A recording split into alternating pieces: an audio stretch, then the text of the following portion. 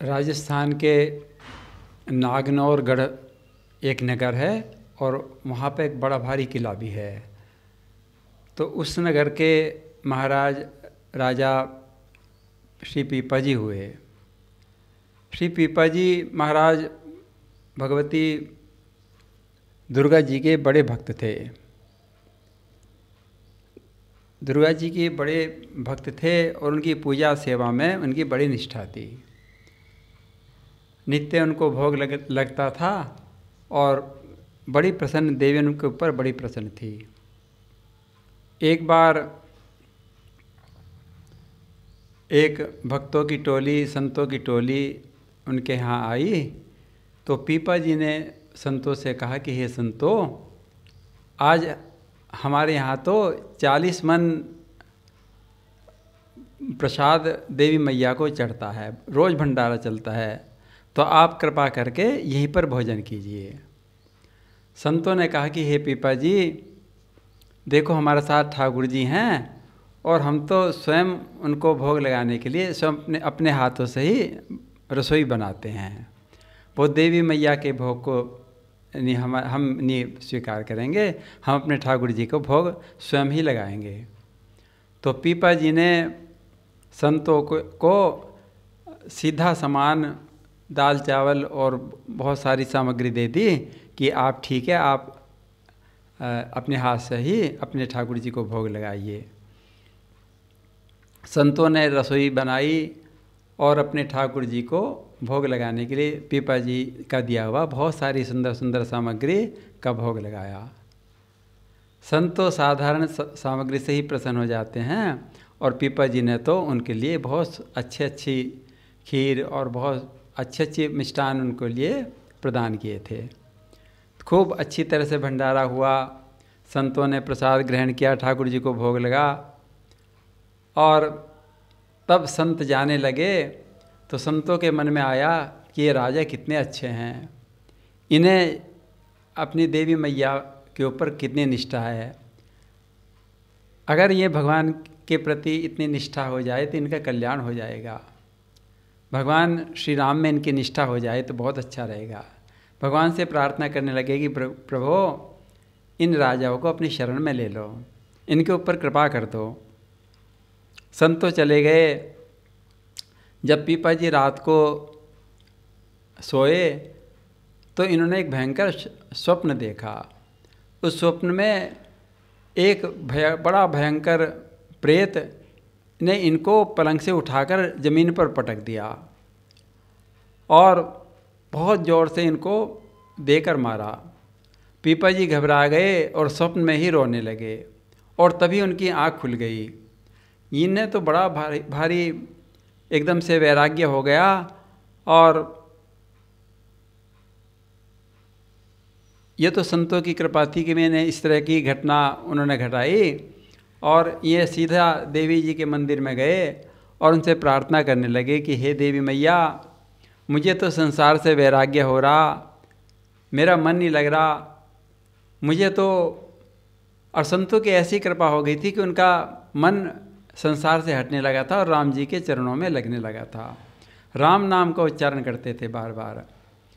जब देवी मैया से कहा, देवी मैया ने देखा कि इनको तो वैष्णव संतों की इनके ऊपर कृपा हुई और इनको तो भगवान में वैराग्य हो गया और भगवान के प्रति रुचि हो रही है और ये तो मोक्ष की कामना कर रहे हैं और भगवान के प्रति इनके भक्ति भाव जग गया है।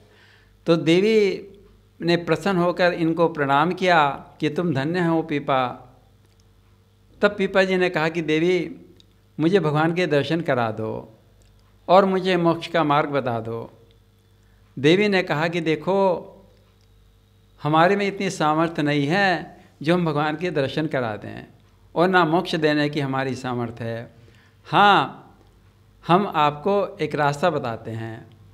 आप काशी जाकर श्री रामानंद जी महाराज से दीक्षा ग्रहण कर लीजिए और उनके शिष्य बनकर इस मार्ग पर, भक्ति मार्ग पर लग जाइए। जब देवी मैया ने ऐसे उनको आशीर्वाद दिया और प्रेरणा करी तो पीपा जी के मन में तो भगवत दर्शन की लालसा और गुरुदेव के मंत्र दीक्षा लेने के लिए उनको तो लगन लग गई। रात दिन भगवान के नाम का उच्चारण करते, कहते कि प्रभु मुझे कब अपनी शरण में लोगे।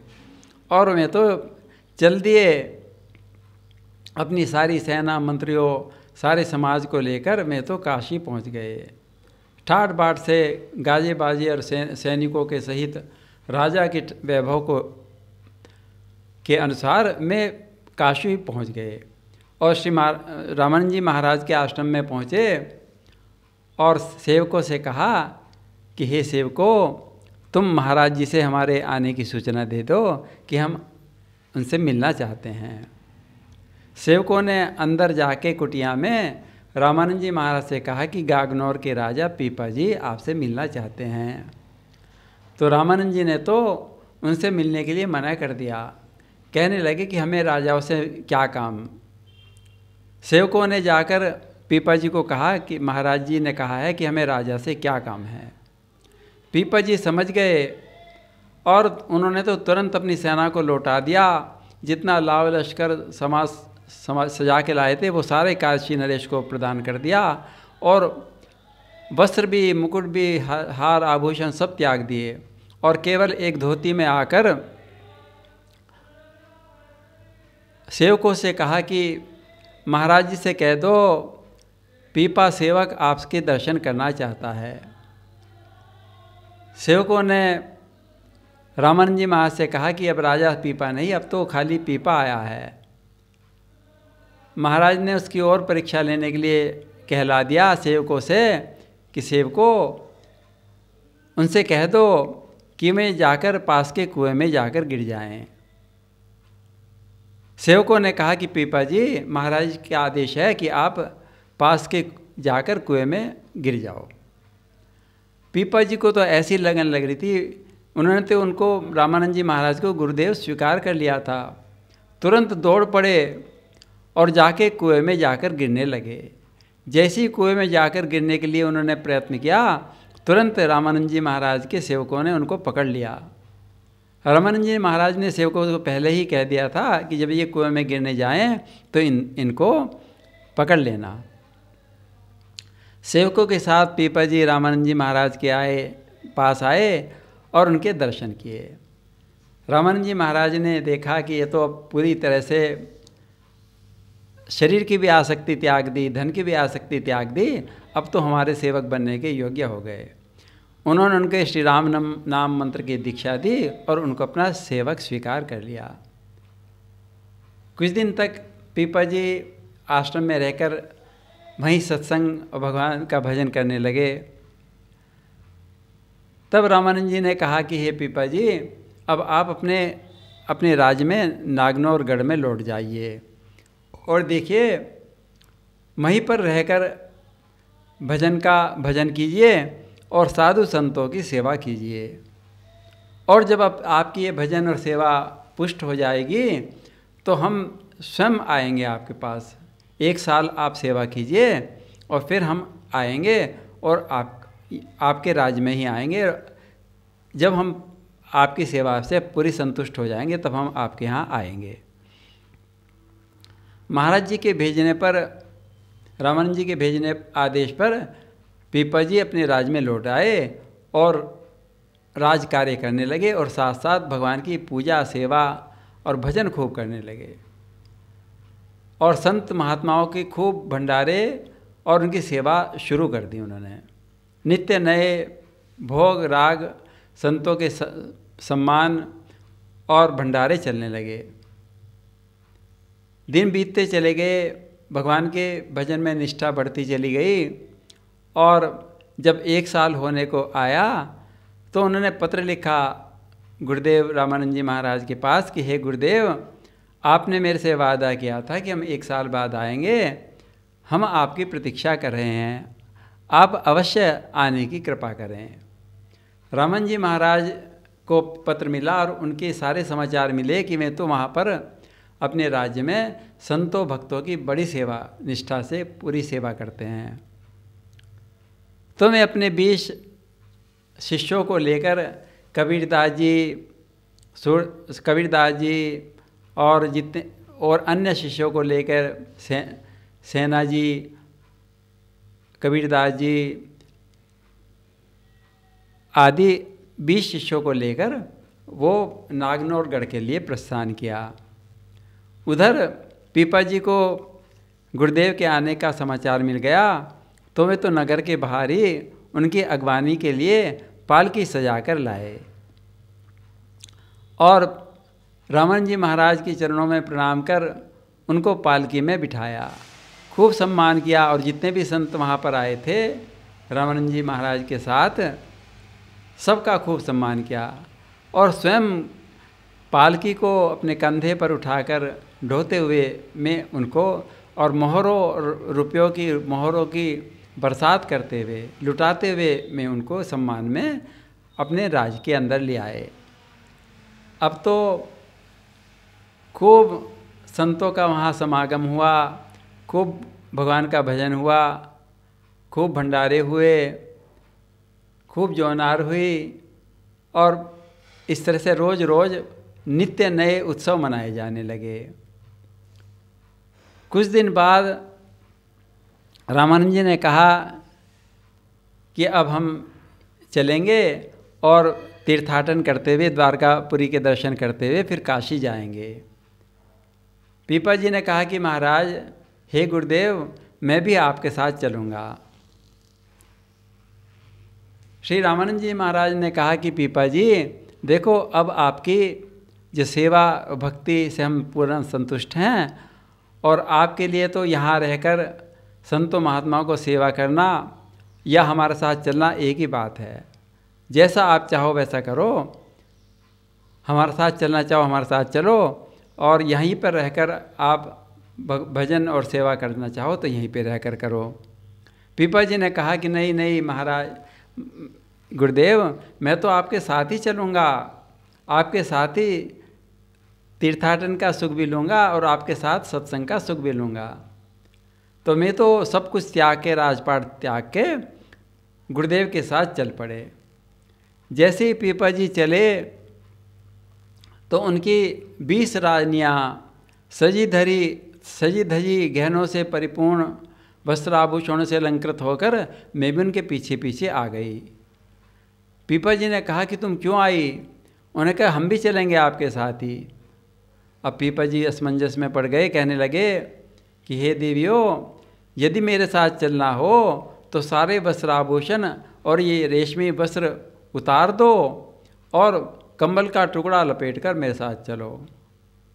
जब पीपा जी ने इस प्रकार कहा तो सारी रानियां निराश हो गई, असमंजस में पड़ गई। उनको तो अपना वैभव और ऐश आराम त्यागने में बड़े कष्ट हुआ। तो पीपा जी ने उनको समझाया कि तुम यहीं महल में रहो और तुम हमारे साथ मत चलो। किंतु जो एक सबसे छोटी रानी थी, उनका नाम सीता सहचरी था। मैं कहने लगी कि हे महाराज जी, हे पतिदेव, मैं तो आपके साथ ही चलूँगी, जैसा आप कहोगे मैं वैसे ही कहूँगी। और उनने तो अपने सारे वस्त्राभूषण तुरंत त्याग दिए और कंबल की चीथड़ों की अल्फी उसने गले में डाल ली और ऐसे वेश में उनके साथ चल पड़ी। पीपा जी ने उनको बहुत समझाया कि नहीं, तुम मेरे साथ मत जाओ, किंतु मैं तो मानी नहीं। तब रामानंद जी महाराज ने कहा कि चलो, जब इनकी ऐसी निष्ठा है और ऐसी त्याग की भावना है तो इनको अपने साथ ले लो। अब तो पीपा जी और सीता सहचरी जी रामानंद जी की टोली में शामिल होकर चल पड़े और चलते चलते भक्तों की टोली द्वारका पहुंच गई। द्वारका में डेरा जमा लिया और वहाँ तक भगवान द्वारकाधीश के दर्शन किए और खूब आनंद मंगल हुआ, खूब भंडारे चलने। कुछ दिन तक वहीं ठहरे और सत्संग किया। काफ़ी दिन द्वारका में रहकर श्री रामानंद जी महाराज कहने लगे कि हे पीपा जी, अब डेरा उठाकर काशी की ओर प्रस्थान करते हैं, काफ़ी दिन हो गए यहाँ रहते हुए। पीपा जी ने महाराज रामानंद जी महाराज के चरणों में प्रणाम करके बोले कि हे गुरुदेव, यदि आपकी आज्ञा हो तो मैं यहीं पे रह जाऊँ। कुंज पीपा जी के मन में ये भी था कि मेरे साथ मेरी पत्नी सीता सहचरी जी हैं और संतों के साथ उनके भजन में विक्षेप होता है, तो इसलिए मैं उनके साथ न जाऊं तो अच्छा है रहेगा। और कुछ उनको द्वारका नाथ के दर्शनों की ऐसी लालसा लगी, तो उन्होंने गुरुदेव से आज्ञा मांगी। गुरुदेव ने कहा ठीक है पीपा जी, जैसी आपकी इच्छा है आप वैसे ही कीजिए, हम अब काशी जाते हैं संतों को लेकर और आप यहीं पर ठहरकर भजन कीजिए। महाराज जी तो चले गए संतों को लेकर, और इधर पीपा जी और सहचरी जी द्वारका में ही रहने लगे। भगवान द्वारकाधीश जी के दर्शन करते, खूब भजन करे। मन में ये लालसा रहती थी कि द्वारकाधीश जी के हमें साक्षात दर्शन हों, देवी रुक्मणी और द्वारकाधीश महाराज के हमें दर्शन हों। लोगों से पूछते कि द्वारकाधीश कहाँ मिलेंगे, हमें साक्षात कैसे मिलेंगे, तो द्वारका के वासियों ने कह दिया कि हे पीपा जी, द्वारकाधीश तो भगवान तो अपनी नगरी को लेकर मैं तो समुद्र में समा गए थे और समुद्र में ही रहते हैं, और वहीं उन्होंने द्वारका बसा रखी है और वहीं अपनी 16,000 पटरानियों के साथ भगवान वहीं निवास करते हैं। पीपा जी के मन में बड़ा आवेश हुआ, दर्शन की बड़ी लालसा लग गई, और उन्होंने तो दौड़ लगा दिया समुद्र की ओर, और सहचरी जी उनके पीछे पीछे और जाकर समुद्र में छलांग लगा दी। लोगों ने देखा कि पीपा जी भी और उनकी पत्नी तो समुद्र में डूब रहे हैं। उन्होंने समझा कि मैं तो समुद्र में डूब गए, और पीपा जी जैसे ही समुद्र में कूदे तो द्वारकाधीश भगवान ने अपने पार्षदों को भेजा कि हे सेवकों, देखो मेरे भक्त और मेरी भक्तिन दोनों आ रहे हैं, उनको लिवा के ले आओ। और भगवान के सेवक समुद्र के अंदर पीपा जी और सहचरी जी को लिवाकर भगवान जी के दरबार में ले आए। अब तो पीपा जी बड़े प्रसन्न हुए, भगवान जी के दर्शन पाकर उनको तो फूले नहीं समाए, कब कब से आस लगा रखी थी उन्होंने, और अब तो उन्हें बड़ा अच्छा लगा। और वहाँ पर रहकर भगवान की 16,108 पटरानियों के दर्शन किए, महलों को देखा, और वहाँ खूब घूमते घूमते भगवान के सेवा का भगवान ने उनका खूब स्वागत सत्कार किया। भगवान के साथ रहते रहे, 7 दिन तक इस तरह बीत गए, भगवान के साथ रहते रहे द्वारकापुरी में। 7वें दिन भगवान ने पीपा जी से कहा कि हे पीपा जी, अब आप लौट जाइए। पीपा जी को तो भगवान की बात सुनकर विरह व्याप गया, कहने लगे, आंखों में आंसू आ गए कि हे भगवान, हम आपके विरह में नहीं जा सकते, हम आपके वियोग नहीं सहन सकते। भगवान ने कहा कि पीपा जी आप जाइए, और आप जब भी मेरा स्मरण करेंगे तभी मैं आपके सामने प्रकट हो जाऊंगा, आपको मेरे विरह की वेदना नहीं सताएगी। और भगवान तो पीपा जी और सीता सहचरी जी को लेकर समुद्र के किनारे आ गए, और उनको समुद्र के किनारे छोड़ दिया, और भगवान तो लौटने लगे। जैसे ही भगवान लौटने लगे तो उन्हें पीपा जी और सीता सहचरी के वियोग का दुख व्याप गया। भगवान तो रोने लगे, मैं कैसे अपनी द्वारका जाऊं, अपने भक्तों के बिना मैं कैसे रहूँगा। जैसे जल से मछली अलग होने पर तड़पती, ऐसे भगवान तड़पते तड़पते लौट गए। और उधर लोगों ने देखा कि 1 सप्ताह पहले तो ये दोनों समुद्र में डूब गए थे, और अब तो ये समुद्र से निकल बाहर आ रहे हैं, और इनके कपड़े तो सूखे के सूखे हैं, गीले नहीं हुए। सबने पीपा जी और सहचरी जी को घेर लिया और उनको बहुत सम्मान किया। और भगवान ने लौटते समय इनको अपने शंख और तिलक की छाप भी दी थी, शंख चक्र की छाप भी दी थी कि देखो पीपा जी, तुम वैष्णव संतों को और भक्तों को मेरी ये छाप लगाकर सबको वैष्णव बनाना। तो पीपा जी ने भगवान की दी हुई वो तिलक और भगवान की जो चक्र सुदर्शन की शंख की छाप थी वो सब पे लगाई। सब लोग बड़े छाप को ग्रहण करके बड़े प्रसन्न हुए और भगवान के प्रति उनके बहुत अनुराग हो गया। अब पीपा जी और सीता सहचरी जी द्वारका में रहने लगे और भगवान के भजन करने लगे। जब लोगों को उनकी महिमा का पता चला तो वहाँ तो बहुत भीड़ रहने लगी। उनके सत्संग में तो बहुत लोग बाग आने लगे। पीपा जी ने सहचरी से कहा कि हे सहचरी जी, अब हमें यहाँ लोग बाग जान गए और यहाँ भीड़ रहती है, भजन में बाधा पड़ता है, तो हम चलें यहाँ से निकल कर। और सीता सहचरी जी ने वो भगवान की दी हुई छाप तो मंदिर के पुजारी को दे दी कि संत जो वैष्णव आवे उनको छाप लगा दिया करो, इससे भगवान के प्रति उनकी निष्ठा बढ़ जाएगी। और दोनों पति पत्नी निकल पड़े और जैसे ही वे निकल के जंगल की तरफ को आए तो वहाँ पर एक यवन सुल्तान था। उसने सीता सहचरी जी को हर लिया, छीन लिया। पीपा जी तो देखते रह गए और सीता सहचरी जी को लेकर वो चल पड़ा।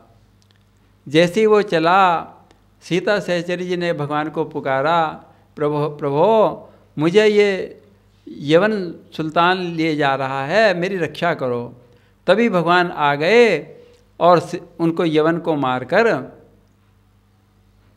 और सीता सहचरी जी को भगवान ने रक्षा करके और उनको साथ लेकर पीपा जी के पास आए गए।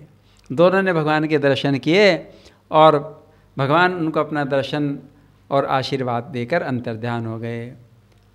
अब पीपा जी सहचरी से कहने लगे, सहचरी जी देखो, मैंने तो पहले ही कहा था कि मेरे साथ मत आओ, यहाँ कितनी बाधा पड़ती है। सहचरी जी कहने लगी कि हे स्वामी देखो, अगर हमारे पे कष्ट आया तो भगवान ने उसका निवारण भी तो कर दिया, मेरे तुरंत प्रकट होकर आ गए थे। सीता सहचरी जी को की बात सुनकर पीपा जी मुस्कुराने लगे, कहने लगे कि मैं तो तुम्हारी परीक्षा ले रहा था।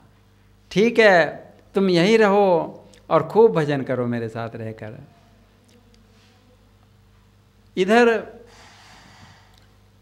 एक चीरधार भक्त किसी इलाके में रहते थे, तो संतों के मुख से और भक्तों के मुख से उनकी बड़ाई सुना करते थे पीपा जी कि वे इतने बड़े भक्त हैं, इतने, यद्यपि वे बड़े तंग हालत में रहते थे किंतु वे संतों की सेवा बड़े निष्ठा से करते थे और भगवान का भजन करते थे। तो सीता सहचरी जी और पीपा जी के मन में आई कि ऐसे भक्ति दर्शन तो हम भी करेंगे। तो वे उनके दर्शन के लिए निकल पड़े। जब मैं चले तो मार्ग में एक मोड़ पड़ा और उन्होंने पूछा कि सीधा रास्ता जंगल की तरफ से तो पास पड़ता है और उधर से घूम के जाने पे बहुत दूर पड़ेगा। तो वो सीधा रास्ता जंगल की ओर था। तो मैं उन्होंने कहा कि भाई जंगल की तरफ को जाएंगे हम, तो हम तो सीधे रास्ते से नहीं जाएंगे जिससे कि हम जल्दी पहुंच जाएं। तभी वहाँ के रक्षकों ने कहा कि इस जंगल के रास्ते में तो एक नरभक्षी शेर रहता है और वो जो भी किसी व्यक्ति को देखता है तुरंत उसको खा जाता है। तुम इधर से मत जाओ, तुम दूसरे रास्ते से जाओ, भले ही वो ज़्यादा लंबा हो किंतु तुम यहाँ से मत जाओ। किंतु पीपा जी को तो चीरधर जी महाराज के दर्शनों की ऐसी लगन लग रही थी कि हम तो जल्दी जाएंगे, हमें शेर की चिंता नहीं है, और मैं तो उसी जंगल के रास्ते से चल पड़े। जो रक्षक थे उन्होंने बहुत समझाया किंतु ये दोनों तो चल पड़े। अब रक्षक देखने लगे कि अब देखो ये जा रहे हैं और शेर आएगा और खूंखार शेर है और इनकी मनुष्य की गंध पाकर वो तुरंत आ जाया करता था अब देखो इनको खाएगा, हमने तो बहुत समझाया था, किंतु इन्होंने तो हमारी बात मानी नहीं। और मैं दूर खड़े होकर मचान से ये सारा दृश्य देख रहे थे। जैसे ही पीपा और सहचरी जी जंगल के बीच में पहुँचे तो वहाँ तो शेर आ गया, बड़ा खूंखार था, बहुत बड़ी दहाड़ मारकर आया। और जैसे ही शेर पीपा जी के पास आया तो शेर की तो भावना बदल गई।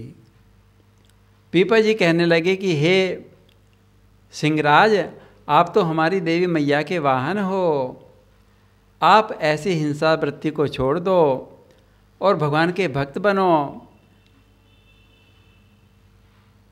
पीपा जी का उपदेश पाकर शेर तो गदगद हो गया। शेर ने तो पीपा जी के चरणों को चाटना शुरू कर दिया और प्रतिज्ञा ले ली कि मैं अब कोई मांस नहीं खाऊंगा। इस प्रकार शेर भी पीपा जी का शिष्य बन गया। अब तो शेर को समझाकर पीपा जी आगे बढ़ गए और कहते हैं कि शेर ने खाना पीना छोड़ दिया और कुछ दिन बाद वो उसका मोक्ष हो गया था। अब पीपा जी और अब आगे बढ़ते हैं और अगली कथा अगले अंक में सुनाएंगे। बोलिए भक्त और भगवान की जय।